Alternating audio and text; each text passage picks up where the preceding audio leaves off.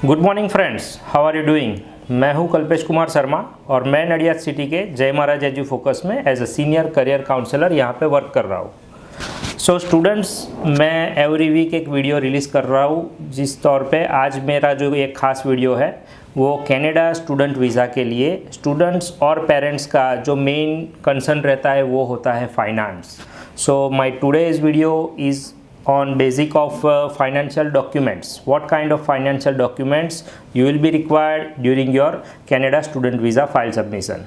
Okay, so basically दोस्तों, जो Canada का स्टूडेंट वीज़ा होता है वो दो कैटेगरी में लॉज होता है, एसडीएस और नॉन एसडीएस कैटेगरी, जिसका ऑलरेडी एक वीडियो मैं पहले बना चुका हूँ। It is on YouTube, you can watch it and you can have some details about it.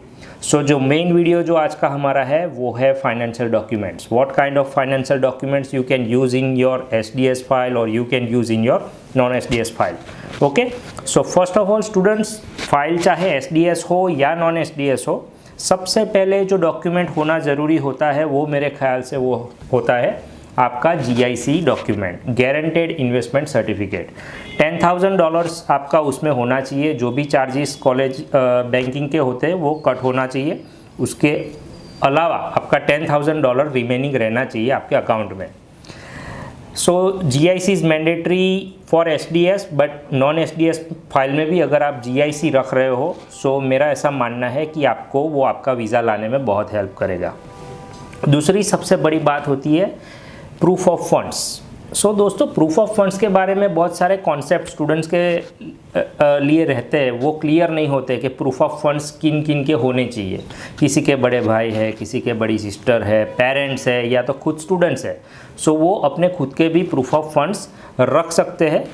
Proof कितना होना चाहिए, प्रूफ कितना अमाउंट का होना चाहिए, तो प्रूफ होता है 8 to 12 lakh is a advisable amount अगर आपका सेकंड ईयर के लिए आप देख रहे हो, क्योंकि फर्स्ट ईयर के लिए आपका जो जीआईसी है वो आपका इनफ रह सकता है। सो सेकंड ईयर के लिए जो आप प्रूफ दिखा रहे हो 8 से 10 लाख या 12 लाख आपका होना चाहिए, या अगर है तो वो बहुत ही अच्छा है। वो फैमिली मेम्बर्स का हो सकता है। अगर फैमिली मेम्बर्स है, पेरेंट्स है, तो पेरेंट्स से आप एफिडेविट ऑफ सपोर्ट करवा सकते हो। एफिडेविट ऑफ सपोर्ट का एक बहुत ही महत्वपूर्ण चीज़ ये रहता है कि जब भी कोई आईआरसीसी ऑफिसर या जो भी आपका ऑफिसर है, वीज़ा ऑफिसर, जब फाइल देखता है तो एक सपोर्ट लेटर फैमिली की ओर से सबमिट हुआ मिलता है कि अगर ये स्टूडेंट को कनाडा के अंदर मेडिकल एक्सपेंस हो या फूड एक्सपेंस हो या जो भी उनका ट्रैवलिंग एक्सपेंस हो या फीस का एक्सपेंस हो, कुछ भी हो, तो उनके लिए हम यहाँ से पैसा भेज सकते हैं। वो होता है एक affidavit of support which will be helping you during your studies in Canada. इससे आगे दोस्तों बात करें तो वो होता है आईटी रिटर्न। आईटी रिटर्न आप पेरेंट्स के लास्ट 3 ईयर के सबमिट करवा सकते हो, और अगर सेल्फ बिजनेस कर रहे हो या कुछ है, अगर आप इंटरनेशनल बिजनेस कर लेके जा रहे हो, खुद भी यहाँ पे बिजनेस कर रहे हो और नेक्स्ट कोर्स आपका इंटरनेशनल बिजनेस है, तो ये भी आप आईटी रिटर्न्स 3 ईयर के सबमिट करवा सकते हो। Income proof by the government authorities. दोस्तों, ये बहुत सारे स्टूडेंट्स जो होते हैं उनके पेरेंट्स फार्मर्स या एग्रीकल्चर बिजनेस में इन्वॉल्व रहते हैं, तो ऐसे स्टूडेंट के लिए ये कहना होता है कि वो क्या चीज़ें रख सकते हैं। सो दोस्तों, अगर बात करें कि तहसीलदार या मामलतदार या गवर्नमेंट अथॉरिटीज़ जो कि आपको इनकम प्रूफ दे सकता है, ऐसी गवर्नमेंट अथॉरिटीज़ से आप इनकम प्रूफ यानी कि आवक का दाखला उसको ये बोलते हैं, तो वो भी आप कलेक्ट कर सकते हो। ऑलराइट, इससे आगे दोस्तों बात करें फॉर्म नंबर 16।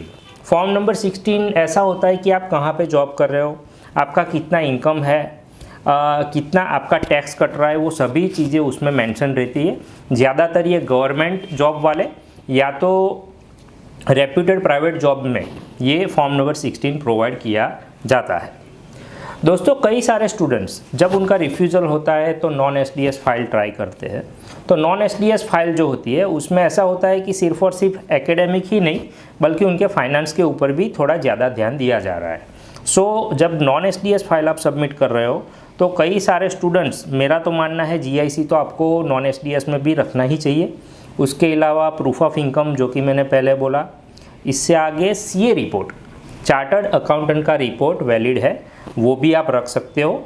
लोग सीए रिपोर्ट क्यों रख रहे हैं? क्योंकि उनके पास बहुत सारी ज़मीन जायदादें होती है या रेसिडेंशियल होता है, शॉप्स होती है। आप अपना व्हीकल्स का अमाउंट भी ऐड कर सकते हो, ज्वेलरी भी ऐड कर सकते हो। तो ये जो चीज़ें जो सारी होती है वो सीए रिपोर्ट आपको इसमें हेल्प कर सकता है कि आप फाइनेंशियली आप अपनी सोसाइटी में कितने स्ट्रांग हो, राइट। इससे आगे दोस्तों बात करें कि फंड्स। सो फंड्स कितना जो है, वो जो फंड्स है वो कौन कौन से सोर्सेस में होना चाहिए। सपोज़ अगर आपके पास सेविंग अकाउंट में पैसा पड़ा है, लेकिन अगर आप बोल रहे हो कि 1 डे ओल्ड फंड मैं एडवाइस नहीं करूँगा, आपको at least 3 to 6 month old fund आप अपने स्टूडेंट वीज़ा के एप्लीकेशन में यूज़ कर सकते हैं, लेकिन वो भी उसका प्रूफ ऑफ फंड होना ज़रूरी रह सकता है। Fix deposit with statements, fix deposit भी अगर आपका है तो वो भी आप यूज़ कर सकते हो। मान लीजिए कि आपके पेरेंट्स के पास नहीं है, अगर ग्रैंड पेरेंट के पास है तो भी ग्रैंड पेरेंट्स का भी आप एफिडेविट ऑफ सपोर्ट करवा सकते हो और आप अपनी फाइल में रख सकते हो। उसके आगे हो सकता है म्यूचुअल फंड्स, पोस्ट का जो होता है, पोस्टल जो सेविंग्स होता है, MIS होता है, या तो कोई भी पॉलिसीज़ अगर आपकी है जिसको बोलते हैं लाइफ इंश्योरेंस पॉलिसीज़, या कोई भी पॉलिसी है तो उसका आप सरेंडर वैल्यू सर्टिफिकेट आप यूज़ कर सकते हो कि आज की तारीख में अगर ये पॉलिसी विड्रॉ किया जाए तो आपका इतना अमाउंट आपको रिसीवेबल है, वो एक सर्टिफिकेट से भी आप उसमें रख सकते हो। इससे आगे दोस्तों बात करें सो बहुत ही महत्वपूर्ण चीज़ होती है लोन सैंक्शन लेटर, जो कि बहुत सारे बच्चों को अगर मान लीजिए फाइनेंशियल है ही नहीं तो आप बैंक का सपोर्ट ले सकते हो। बैंक आपको ऑफर लेटर आने के बाद आपको ये जो लोन सैंक्शन लेटर है वो आपको प्रोवाइड कर सकता है। लोन सैंक्शन मिलने के बाद आप वो वीज़ा फाइल में भी रख सकते हो और लोगों के वीज़ा भी उस पर आ रहे हैं। सो दोस्तों ये जो बहुत सारी चीज़ें हैं वो बात हो गई फंडिंग की। अभी मान लीजिए कि अगर आप स्टूडेंट वीज़ा प्लान कर रहे हो और SDS फाइल के तहत अगर आप फाइल रख रहे हो, सो बेसिकली अगर 1 ईयर का कोर्स है तो आपको कोई भी एक्स्ट्रा फंडिंग का रिक्वायरमेंट नहीं है। लेकिन अगर आपके पास सेफ या कुछ सेटिंग किए बिना ही अगर आपका फंडिंग का हो रहा है तो आपको जो फंड्स का जो सोर्सेस है वो सभी फंड्स आपको दिखा देने चाहिए, वो एक एडवाइजेबल बात है। लेकिन मान लीजिए फंड है ही नहीं, तो अगर 1 ईयर का कोर्स है तो आपको बिल्कुल ही चिंता करने की ज़रूरत नहीं है, क्योंकि बहुत सारे केसेस में हमने ऐसा देखा है कि किसी के पास 5 करोड़ भी पड़ा है, 3 करोड़ भी पड़ा है, CA रिपोर्ट भी है, तो भी उनके वीज़ा रिफ्यूज़ल्स हो रहे हैं कनाडा में। ऐसे भी केसेस है जिनके पास कुछ भी नहीं है, सिर्फ 1 ईयर का फ़ीस पेमेंट किया, GIC पेमेंट किया, उनका एकेडमिक अच्छा होना चाहिए, उनका कोर्स रिलेवेंट होना चाहिए और उनका SOP अच्छा होना चाहिए। SDS प्रोफाइल में यही चीज़ें बहुत मायने रखती है। अगर ये आपका परफेक्ट है तो आपको मेरे ख्याल से वीज़ा मिलने के चांसेस बहुत ही ज़्यादा हाई हो रहे हैं। अगर आपके ये जो सोर्सेस है उसमें से कुछ कम है तभी आप फाइनेंशियल चीज़ें दिखा के उनको अट्रैक्ट कर सकते हो। अदरवाइज़ मैंने जैसा कहा कि कुछ बच्चों के पास कुछ भी नहीं है तो भी वीज़ा लग जाता है। कई बच्चे सिर्फ गोल्ड रिपोर्ट दिखा के भी उनका वीज़ा आ रहा है। तो बहुत सारी चीज़ें डिफरेंट होती है, डिफरेंट एंगल से आप देख सकते हो, right. So students case to case आपका जो फाइनेंशियल डॉक्यूमेंट्स होता है वो अलग अलग होता है, हमें उसमें बहुत सारी चीज़ें उसमें गौर से देखनी रहती है।